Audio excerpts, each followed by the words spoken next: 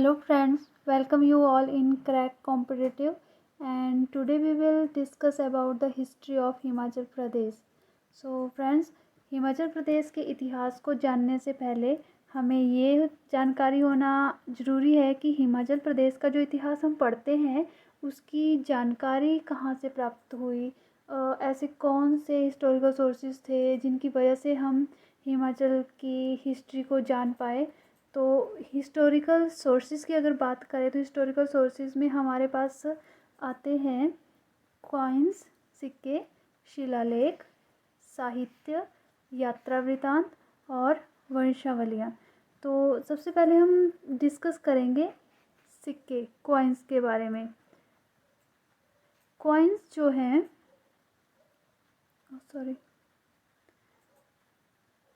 Coins जो है हमारे हिमाचल प्रदेश के इतिहास को जानने का एक इम्पोर्टेंट सोर्स है.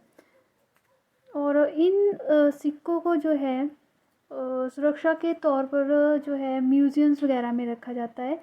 और हमारे हिमाचल प्रदेश में दो जो मेन म्यूज़ियम्स हैं, एक है भूरी सिंह संग्रहालय जो कि कहाँ पे है, चंबा में. और इसकी जो स्थापना हुई थी वो हुई थी 1908 में. फ्रेंड्स, ये आपको पेपर में इस तरह से भी पूछा जा सकता है कि भूरी सिंह संग्रहालय जो है वो कहाँ पे है, तो उसका आंसर हो जाएगा चंबा में. और क्वेश्चन इस तरह से भी आ सकता है कि जो भूरी सिंह संग्रहालय है उसकी स्थापना कब हुई, तो भूरी सिंह संग्रहालय की स्थापना हुई है 1908 में. सेकंड जो इम्पोर्टेंट या मेन संग्रहालय है, म्यूज़ियम है, वो है राज्य संग्रहालय शिमला, जिसकी एस्टेब्लिशमेंट हुई है 1974 में. तो ये जो दोनों संग्रहालय है, भूरी सिंह संग्रहालय और राज्य संग्रहालय शिमला, इन दोनों संग्रहालयों में त्रिगर्त, औदुंबर, कलूटा और कुनिंद राजवंशों के सिक्के रखे गए हैं. त्रिगर्त, औदुंबर, कलूटा और कुनिंद राजवंश जो है ये महाभारत टाइम के 4 जनपद थे. और नेक्स्ट हम बढ़ते हैं. तो शिमला राज्य संग्रहालय जो है उसमें 12 सिक्के रखे गए हैं जो कि कहाँ से प्राप्त हुए हैं, अर्की से. और अर्की आप सबको पता ही है कहाँ है, सोलन में.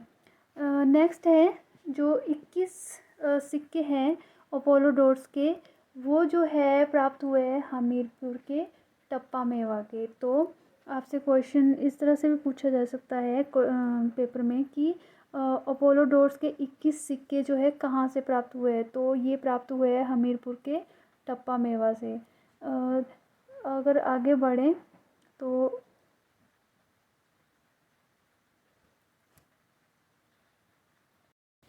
नेक्स्ट है इंडो ग्रीक सिक्के. तो जो ये इंडो ग्रीक सिक्के हैं ये चंबा के लचौड़ी और सरोल से प्राप्त हुए हैं.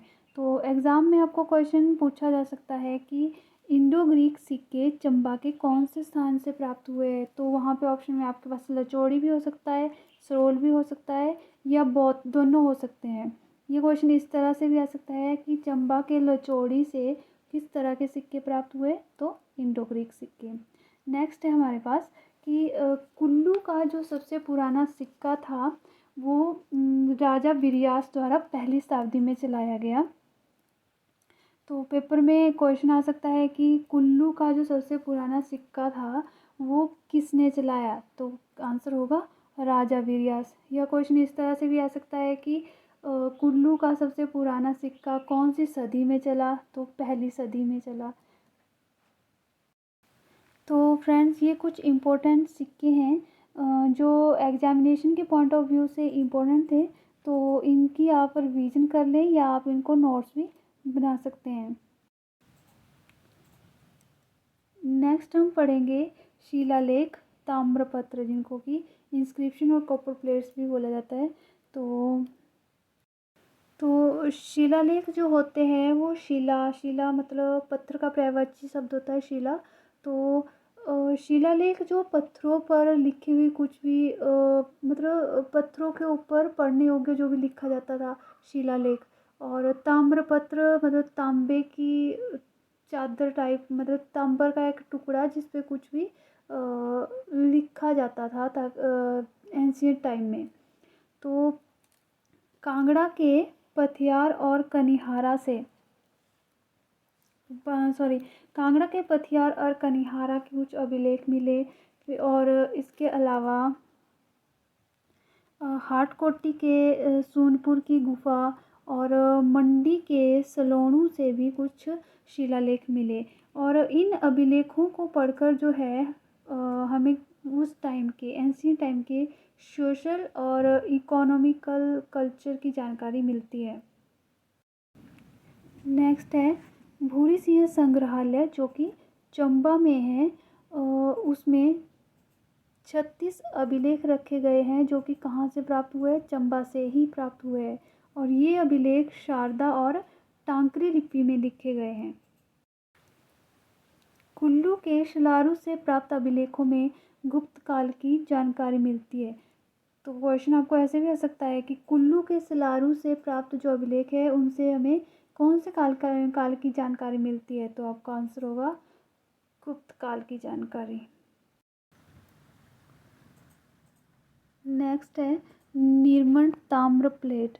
फ्रेंड्स, ये वेरी इम्पोर्टेंट पॉइंट है क्योंकि टीजीटी आर्ट्स कमीशन में निर्मल ताम्र प्लेट के ऊपर क्वेश्चन आया हुआ था।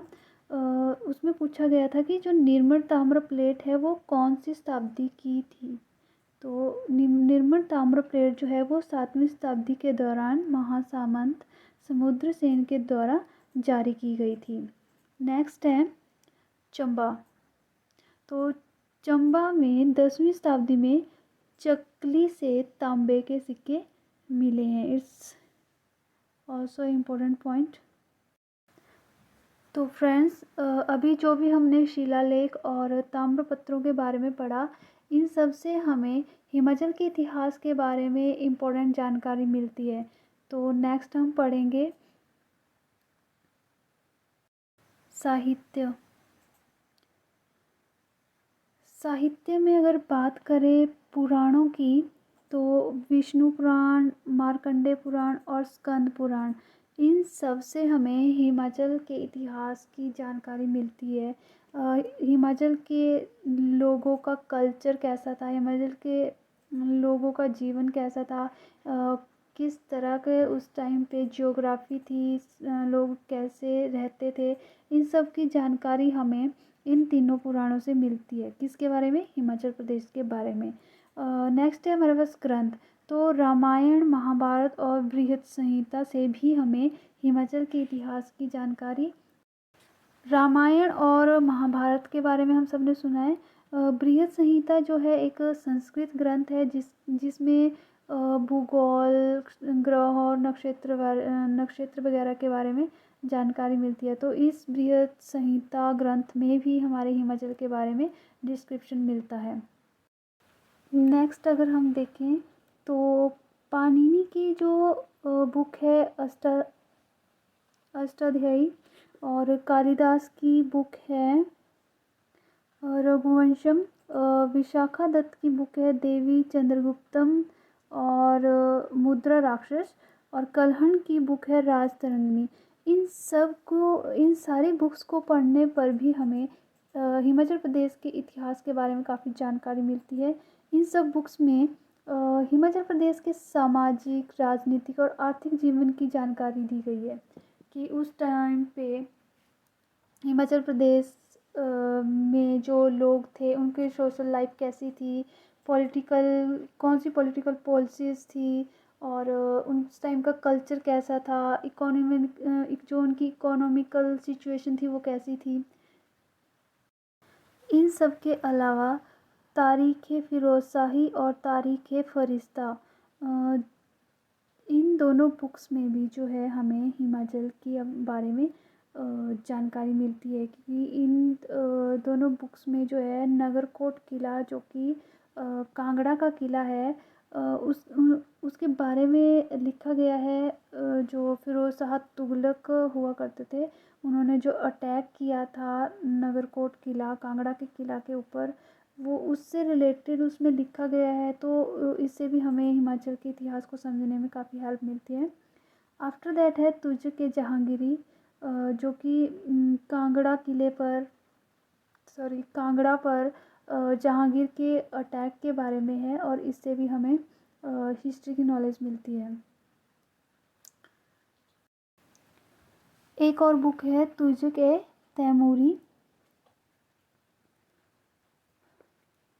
जो कि हमें जानकारी देती है तैमूर लंग के शिवालिक पर आक्रमण के बारे में, जो तैमूर लंग ने शिवालिक के ऊपर आक्रमण किया था। तो इन सब से जो ये सारी बुक्स थी, जो ये सारा साहित्य था, इन सब को अगर हम पढ़ते हैं तो हमें हिमाचल के इतिहास के बारे में काफ़ी नॉलेज मिलती है, काफ़ी कुछ जानने को मिलता है। तो नेक्स्ट हम पढ़ेंगे यात्रा वृत्तांत।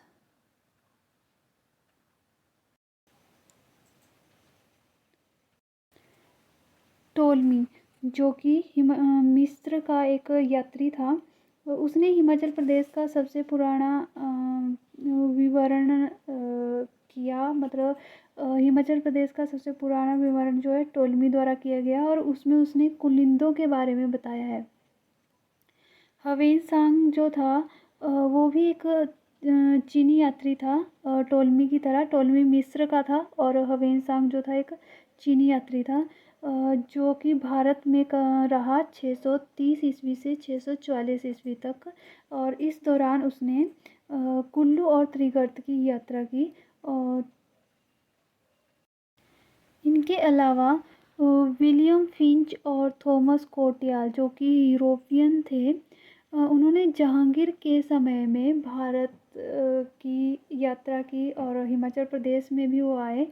और इन सभी जो फॉरेनर यात्री थे, इन सब ने अपने यात्रा वृत्तांतों में जो है हिमाचल के बारे में लिखा। तो उन यात्रा वृत्तांतों से भी हमें हिमाचल प्रदेश के इतिहास के बारे में काफ़ी कुछ जानने को मिलता है। इनके अलावा फोस्टर, जो कि 1783 में, और विलियम मूरक्राफ्ट, जो कि 1820 से 1822, और मेजर आर्चर, जो कि 1829 में इंडिया आए, इन सब ने भी अपने यात्रा वृत्तांतों में जो है हिमाचल के बारे में कुछ न कुछ लिखा है। तो नेक्स्ट हम पढ़ेंगे वंशावलियाँ। विलियम मूरक्राफ्ट, तो बात करें अगर वंशावलियों की, तो विलियम मूरक्राफ्ट जो थे, उन्होंने वंशावलियों की तरफ सर्वप्रथम काम किया।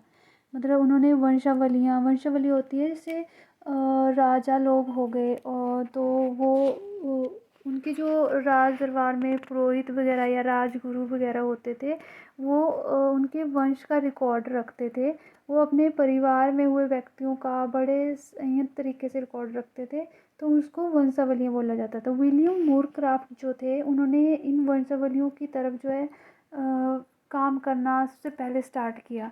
उनके बाद थे कैप्टन हारकोर्ट, जिन्होंने कुल्लू की वंशावलियाँ, और उनके बाद थे कनिंगम, जिन्होंने कांगड़ा, चंबा, मंडी, सुकेत और नूरपुर की वंशावलियों के बारे में लिखा। इन सब के अलावा जो प्राचीन काल के भवन वगैरह थे, जैसे आप कांगड़ा का किला हो गया आपका, और कुल्लू का नगर, और भरमौर के प्राचीन मंदिर, इन सब से भी हमें हिमाचल के इतिहास की जानकारी मिलती है। और इसके अलावा बहुत सी लोक गाथाएँ हैं, जिनसे हमें हिमाचल प्रदेश के इतिहास को जानने का मौका मिलता है। सो फ्रेंड्स, ये थे हिमाचल प्रदेश के कुछ इम्पोर्टेंट हिस्टोरिकल सोर्सेस, जिनको पढ़ने, समझने, देखने के बाद जो है हमें हिमाचल प्रदेश के इतिहास के बारे में जानकारी मिलती है। So ta-ta, bye bye. और अगर आपको वीडियो पसंद आया हो तो please hit the like button and subscribe my channel. Bye bye.